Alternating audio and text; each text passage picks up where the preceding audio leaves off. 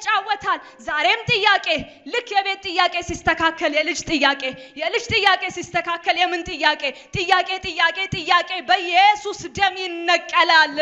አባቶች የኖሩትን የጨለማ ኑሮ መድገም ይሰለቻል አይደለ? ስለዚህ ኤልያስ ስለደከመው በእግዚአብሔር ተራራ ፊት ገብቶ ወደቀ። እግዚአብሔር ሆይ ነቢያቶች ሁሉ አልቀዋል። እንደው እኮ 1 2 3 ቢኖሩ እነሱን አይቼ በረታለሁ። እኔ ግን ብቻዬን ነኝና ደከመክ አይደል? እኔ ያለው ማትደክምም። በቃ እግዚአብሔር ፊት ብርቱ ነኝ ብላችሁ አትታዩ። ከደከማችሁ ደክሞኛል፣ በቃ ደክሞኛል በሉት። እሱ እግዚአብሔር እኮ ነው። እርሱ እኮ አባት ነው። ይሸከማል፣ ወርዶ ይዋጋል። አባ ብለን ገና ተናግረን ሳንጨርስ አቤት የሚል አባት አለን። ኤልያስ ተናግሮ ሄደ። ይሄን ሁሉ የበቀል ነገር አይቷል እንዴ?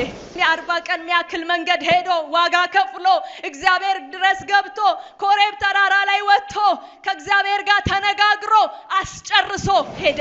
አለቃውን ለመግደል ራሱ የእግዚአብሔር ፕላን የእግዚአብሔር ቅባት ያስፈልጋል። ኤልያስ በአቅሙ ሄዶ እስከ 800 የሚያክል ነቢያት አርዷል። ነገር ግን አለቃውን መምታት አልቻለም።